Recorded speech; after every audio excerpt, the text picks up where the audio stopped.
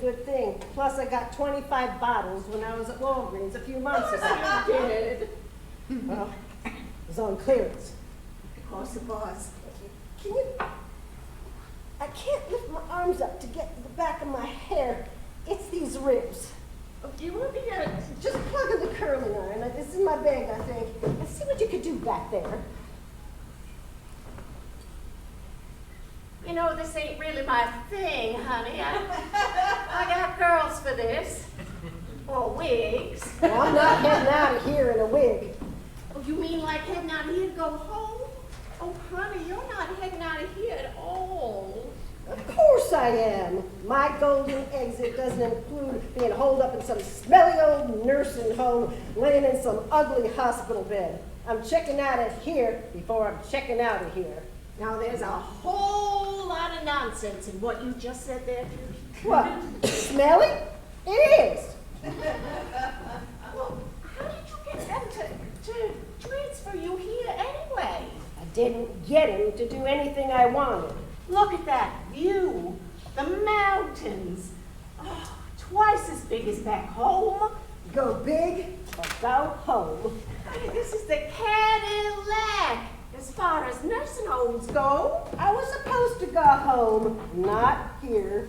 According to who? You can't exactly do that with 7 broken ribs. According to me. Got a mountain view at home. Since when does a car crash and a few ribs at a place stop someone from going home? Since they were 76, that's when. We ain't teenagers no more, Judy. And they ain't just out of place. Broken down. Broken. 7 of them. These bodies just don't bounce back like they used to. Yours seems to. Well, little surgery never hurt. Anyway, why not go home with 7 broken ribs? I can feel god-awful there as easy as I can here. God ain't making you feel awful, Judy. You can't throw that at his feet. Well, I'm not. Besides, as you know, he ain't my God.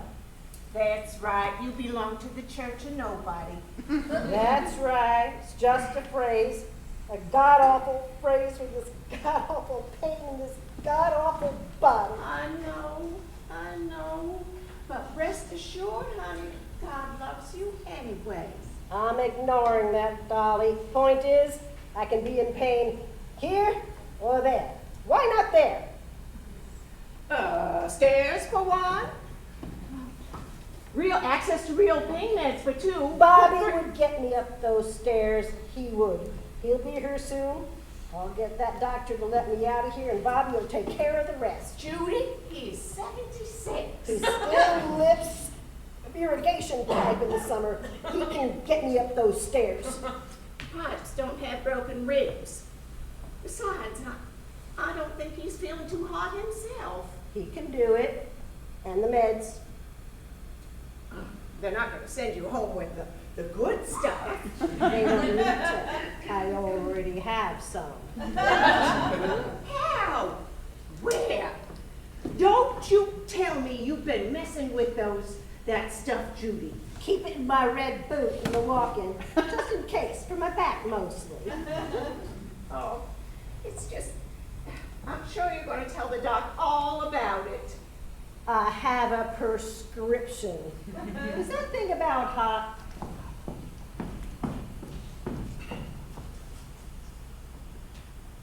Oh, yeah, okay. Just some curls. Forward and back. Dolly, you've seen my hair for my whole life. I've never had forward curls. What kind of question is that? All right, backward then. Well, Here goes nothing. don't burn me. I won't burn you. Ouch! Oh, I didn't come anywhere near your head. It was my ribs. Ow. Oh, honey, it's just too much pain. First your back, always your back, and now this is pain on top of pain. Believe me, I know. It's just too much pain, honey. I know it. You know, you don't have to do this. It's okay to check out.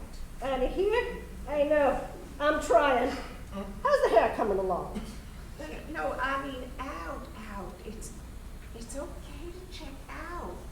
Don't be ridiculous. I have a full schedule of clients next week. We fly out for a long weekend of opera, a weekend after that. How's the hair coming? Just do my hair. Judy.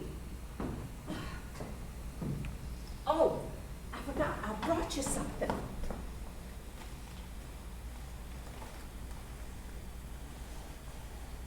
Here. Oh, and these too. A knife? You brought me a diamond-studded knife? A goldfish, not chips? I couldn't find any of the kind you like. What? Supposed to use this thing to stab the first nurse I see and make a run for it? You know I can't run with these ribs. Hell, I can't even walk that good right now. I have a different escape plan in mind. It's a letter opener. I like the diamonds. Are they real? It's from me. Of course not. You can afford it. Sure could, but why would I do that? Why not? Go big or go home. It's bigger bling than your rings. My rings are real diamonds. Don't I know it? Hey, where are your rings anyway? Nails done, hair done. I'll put my makeup on. This is my plan. Ouch! If I can. Dolly, hand me my rings. They're in my bag. I had Bobby bring them over. He wouldn't let me keep them on in the hospital. Took them home to the safe. Yeah, in that science over there. Yeah. When they brought me here against my will, he had his tail between his legs because he knew he had to bring them to me. They're in there. Just keep digging. Ooh, pretty. Well, yeah. It goes with your 90. Well, yeah. You've got the best sense of style. Next to me, of course.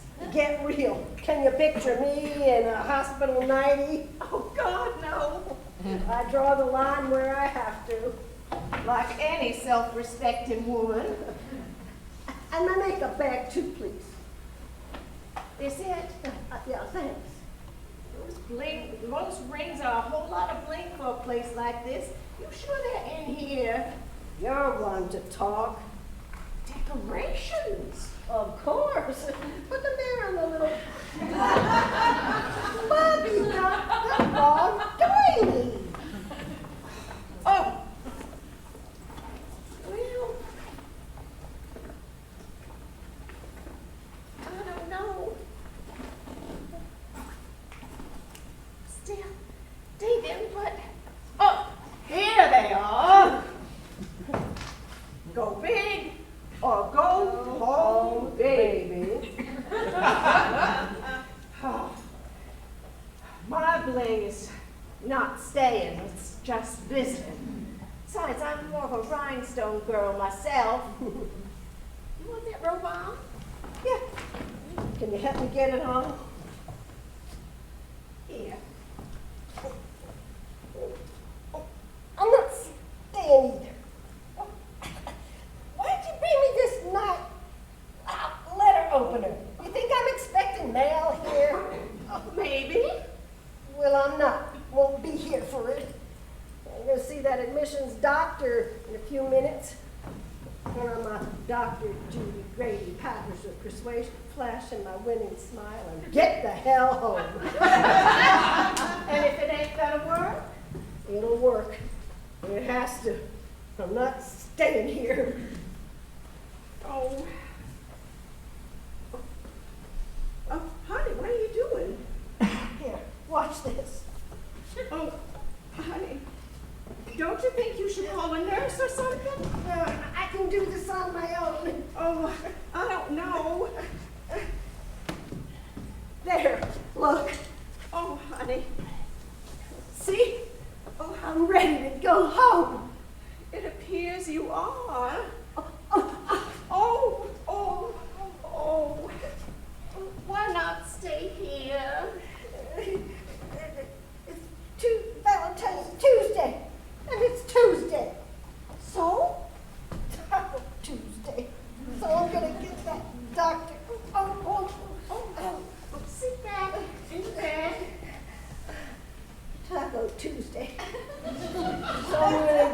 that doctor to get me out. I'm going to show that doctor that I'm ready to get out of here. Oh, I forgot.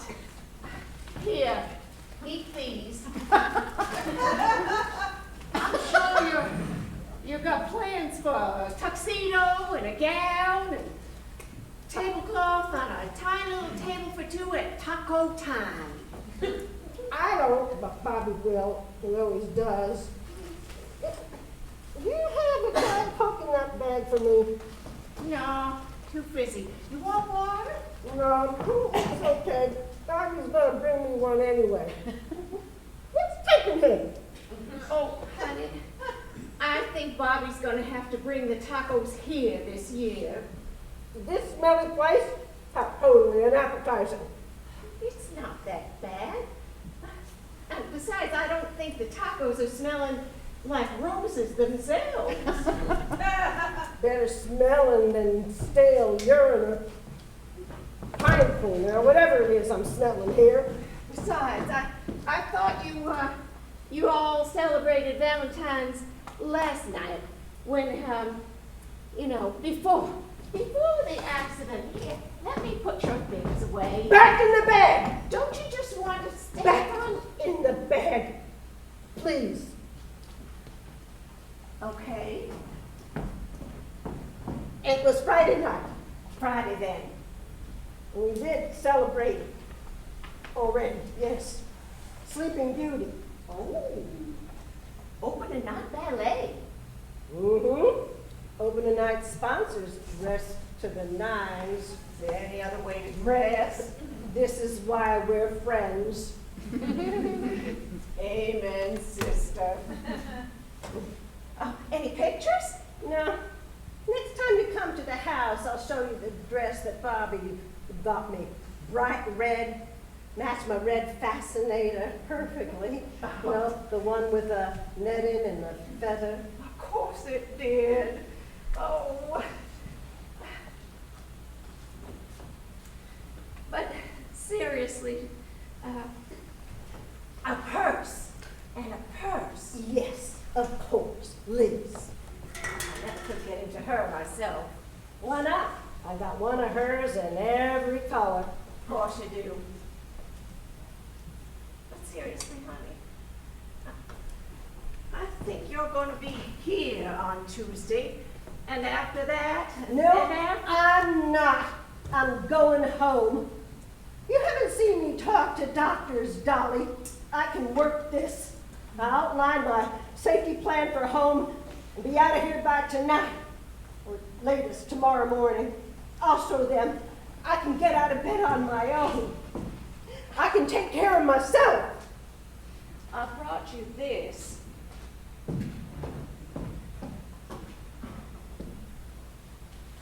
So you could open this.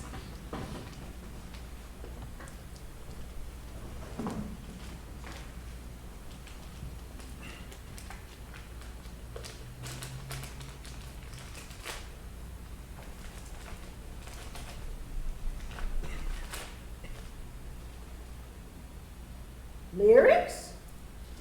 One of my oldest, one of my favorites. Maybe a new version. My girls are working on it. Which girls? Lauren mostly. Do you want me to sing it to you or just read? I'll read.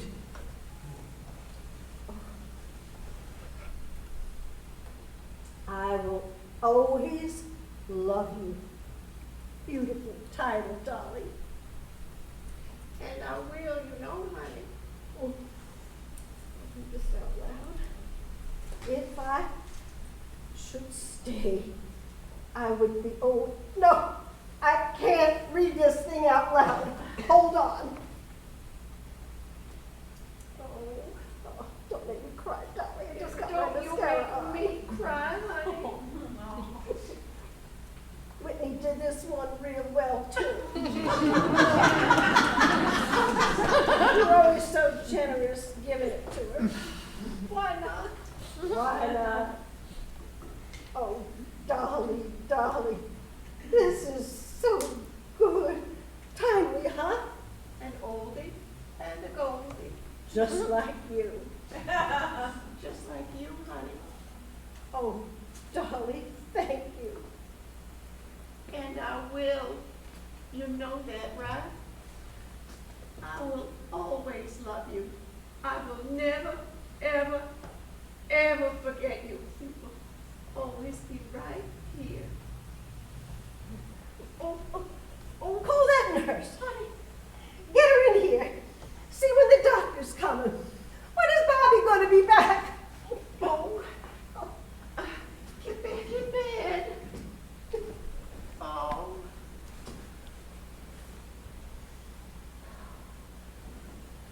It's all right, honey. You can go home. Go home, honey. Home, home. Go big, honey. Go home. But first, I am going home. To my house. I will.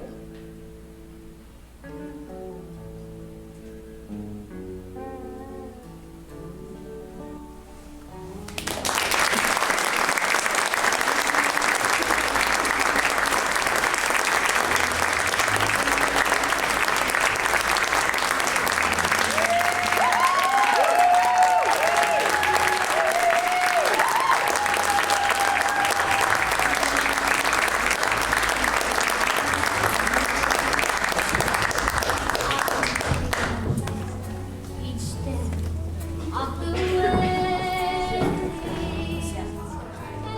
Quiet. Oh, there I am. Hi. Great night, right? Yes, awesome. So I mentioned when I got up earlier my co-conspirator Sharon. That's Sharon. They're doing a great job.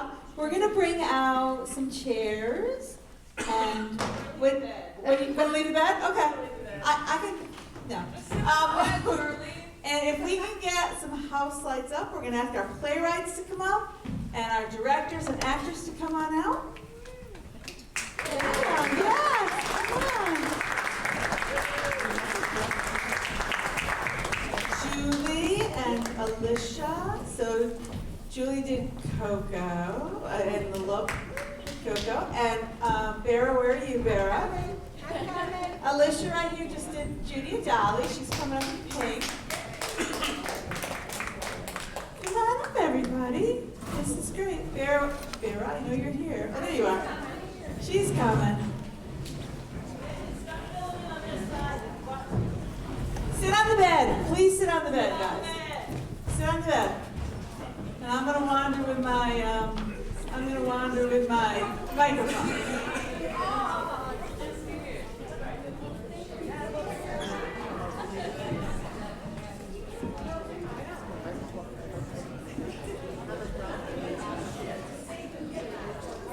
Let's go on. Let's get over on stage, guys. Yes, you can. Perfect. We have a lot of people, see? So our tradition is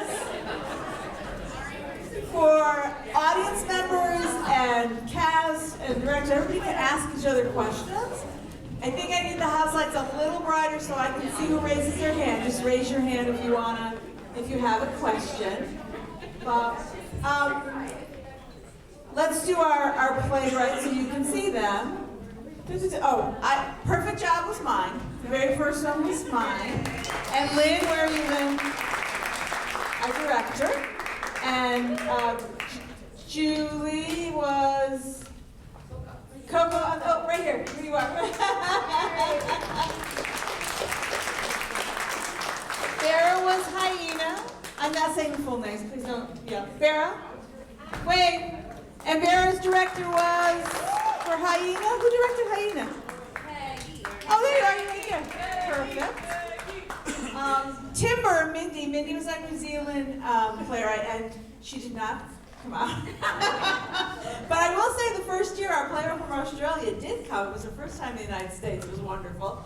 And then our final play was Alisha. Alisha, where are you? And Alisha's director right next to her.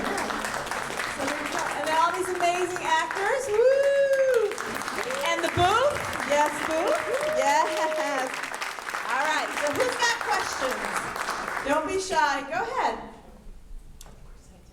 Hi. So my question is for dear Bera. Bera, what was going on? Question too, No, thank you. not what was going on, but like where did it's different from your other plays. Yeah. So what was going on in your head when you created this story? Well, I'm addicted to Naked and Afraid. and survival. Listen, this is my 7th time here. I think everybody knows I've had a brain bleed. Everybody knows I've been ill throughout my life, and I just love these fucking survival shows. And you know, I do disease of the week. And I've never done my own, I've never done my friends in the audience, but I thought narcolepsy was so interesting because watching Naked and Afraid, I was always falling asleep. But honestly, the challenge for me was, every year I do this challenge where there's a picture, you respond to art. And it was a naked guy behind a tree. Wow! You know, Naked and Afraid. And there was a woman in the back in it looked like a bathrobe. There was a church, there was a typewriter. I got everything in this play. So I like to challenge myself. And I love it here. And I got you. So all of the plays are submitted on what we call blind submission. So we never know who the playwright is. And if you make it through first round, then it comes to the final round, which is usually Sharon and myself and another reader. And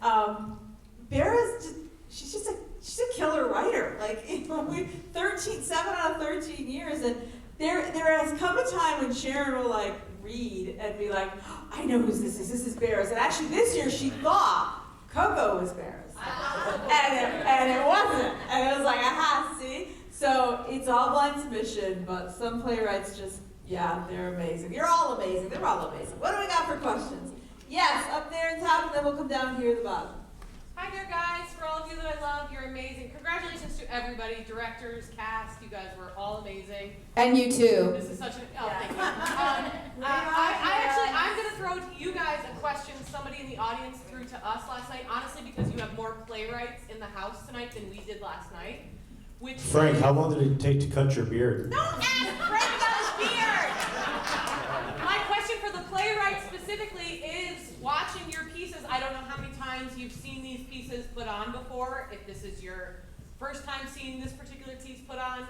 I'm curious what you saw that you went, oh, I didn't think about that, or oh, they did that, and I didn't picture it like that, but I love it.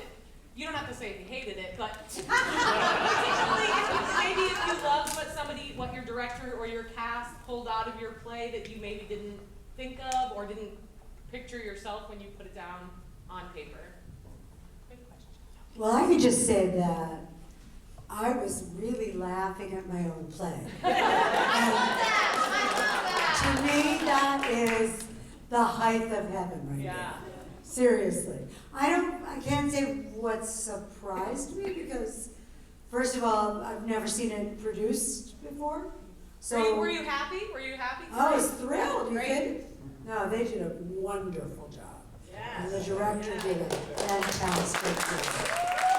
So, yeah, I got no complaints. I was real happy. I loved that play. It was so well written.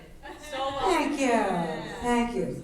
Another playwright want to respond? Sure, I'll say the moment for me that like literally took my breath away was a little bit of action in the bag when she pulled out the doily and the little bunny and the silk flowers. It was such a poignant, touching moment for me. It's so true. My aunt actually did that kind of stuff.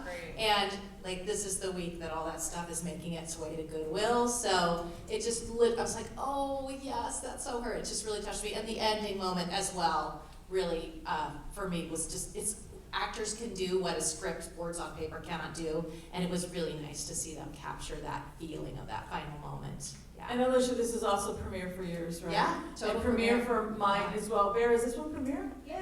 Okay, so All. all four of the ones, and I don't know about Mindy, I'd have to ask her about. I think for me, it's always, this was a premiere. It's been a while since I've seen like one of these in such a great premiere with like, and it's been all over the place, but you guys just captured them. And I think the song, that moment's gonna live with me forever when she got up and you started the song and then it's like, it's Boston. I was like, oh, that was just like the delivery on it and everything. So everything good, the directing, I mean, you know, surprising. It always surprises me when I see my work on stage. It just, we write this, and in this genre of writing, you turn it over and you say I say at least in my head to my directors, like, surprise me, and they always do in the best of ways. Like, and that's the beauty of this. So yeah. Barry, you want to answer? No. They've heard enough from me. What was the question? What surprised you? Anything about this that surprised you? Anything that you put on paper that you were surprised that the actors or directors kind of interpreted maybe differently than you did? Oh, the relationship between the husband and the wife surprised me a Love bit. that. And also the voiceover. Oh, was that not part of your, was that not written? No, it was written as a Okay. voiceover, but it still surprised me. I forgot I wrote it. Oh, I love that. All right, we had a question. Oh, go ahead. The two stuffed animals just killed me. That just killed me. I really had no idea, but you guys played it perfectly. Perfect. We had a question down here. I asked this yesterday, but I'm going to ask it again. For the directors, what were you most apprehensive of, and what were you most excited about when approaching a new work like this? Who wants that one? Directors?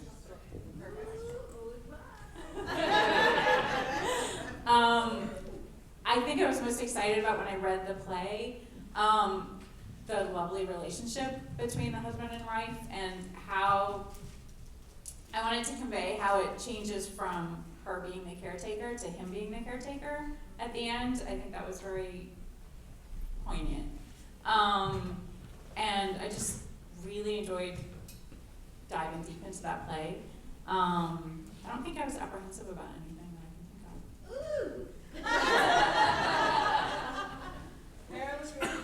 Sure. So it was a unique experience for me because I love working with women, playwrights who are female, actors who are female, and I said, oh great, a couple of women of a certain age, this will be great and so easy. And weeks went by and nobody was available. And I said, okay, I've got to find the right people. And Susie was available, which was lovely. Ingrid came in at the very last minute, and I have never worked with her before. We actually shared a part. She did the reading of Silent Sky, and I did the same part on stage, but we had never worked together, and Sharon recommended her, and she came in, and we hit the ground running. And I think that they did an absolutely fantastic job. The relationship between the characters is the star of the writing is just so beautiful. And I really was very much looking forward to when people would figure out that she's actually Dolly Parton. I mean, the wig sort of gives it away, but I did definitely hear the aha moment when she started reading the lyrics. But I was very much looking forward to that last moment, as you say, and I think that they just did it beautifully. Awesome. Lynn, you want to grab that? Sure. Yeah, definitely. I did Marilyn on working with women. It's fabulous to empower us and really get the connection, to have this connection together, and then help encourage and just help each other get out of each other's way and just grow. But working with Mari and Maria and having Charlene's script has always been, I mean, working with Charlene was always amazing, but working with these two amazing women was a fantastic experience. I met Mari just out of nowhere. She was recommended to fill this role. And then Maria, actually, I work with, and she has a background in theater, and we both work with children all day. So this process is so fast. We have to pull it together and then work through our lives around it. And then barring, we had an illness and kind of things threw us off. But the amazing thing is the actors really pull it together. They know how fast this moves, and they know how fast they have to memorize and get to know their characters. And these women are like rock stars. Cannot believe how fast they pulled it together, and it's amazing. And as you go through the process, you realize we usually have 8 weeks, 6, 8 weeks to put on a show, and you work through it and you get to know your character and everything sort of falls into place. And then, oh, you discover something new. But in this process, you have to discover everything fast and grab those things that come up quickly. And then as a director, you have to say, keep this, keep that. You just discovered something new, just stay with that. It has to be, it may feel very vague, like you're not really getting to the heart of the matter, but then your actors show up on stage like tonight, and they become what they would maybe in 8 weeks. So, and thank you. Go ahead. To piggyback on that really quick, I think one of the things in this fast process is striking the balance. So we have two ladies in my show in Coco that are in an argument back and forth on it. It was striking the balance with Belle coming in, and how humorous can you make it without making it too distracting and still keeping with it. And of course the intimidating of having Julie here to see her work and being like, well, I don't want to totally go off the rails here and embarrass myself. So it's striking that balance in between with these shows too. You did it, Mike. You did it. What would have caused you going off the rails? Were there choices you made that you changed because you thought it was going to be like, wait?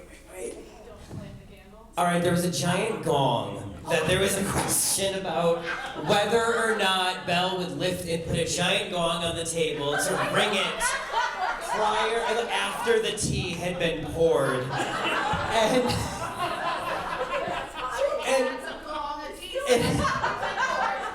And Casey had looked at me and went, well, we could do that with these pleading eyes that said, I have so many props and we rehearsed this, maybe, we met 3 times, maybe.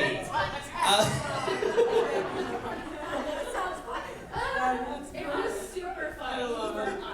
But no, in the end, it was doing that. There was more humming, I feel like, that I was gonna go to with Belle, and I didn't want to elongate it too much, so. It's a flash of lightning. Like, it's such a quick pace, but it's also in a lot of ways, we said this last night tonight, it's also old home week, because how many people on the stage, we know each other, like, in this community, and it's really an amazing thing. And then, we get these plays from all over the world, and it's breathtaking. We had one question down here. Hang on. Right here, right down Oh, okay, go ahead, center with hand up, and then I think there was someone behind you. This question is for Casey. Where did you get that sweater?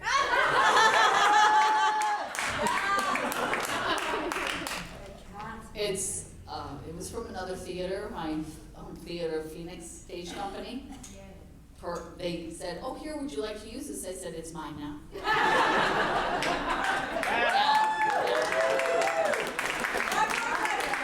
And yes, I am a crazy childless cat lady.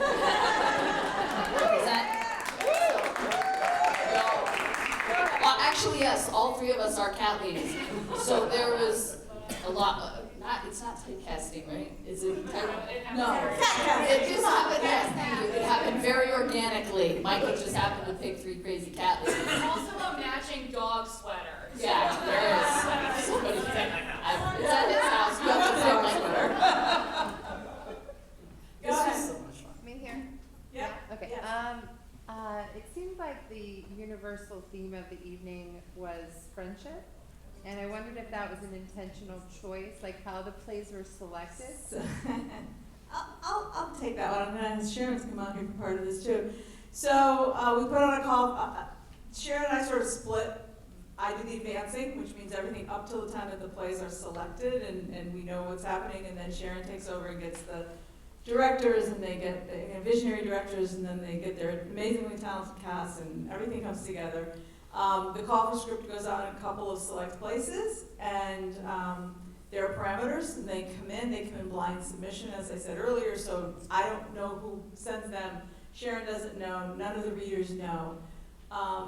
Once that process is through, and then Sharon and I get the finals, and everything is selected, the brilliant wizardry of Miss Sharon Houck, get up here. I don't care if you want to. Sharon. She puts the nights together. I know, come back here, you can hide back here.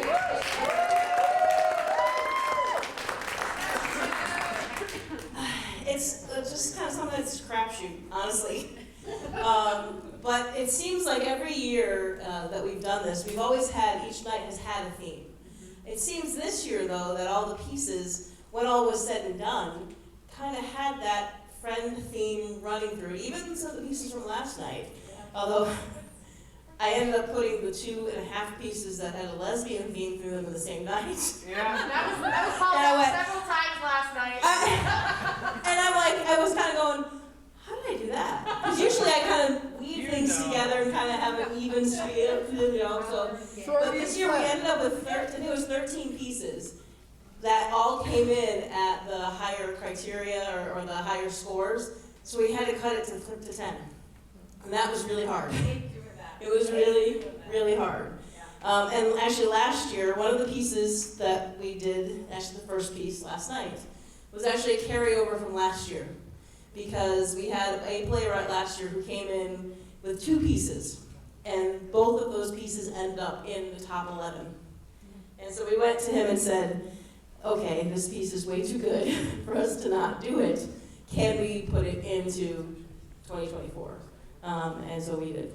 And that's really kind of how it all cut. But I'll sit down. Charlie, we have to listen. Okay, give me a couple of days. I sit and I move plays around, try to figure out how long each night, and spot on. Last night ended at 10 o'clock before the talkback, and tonight ended at 10 o'clock for the talkback.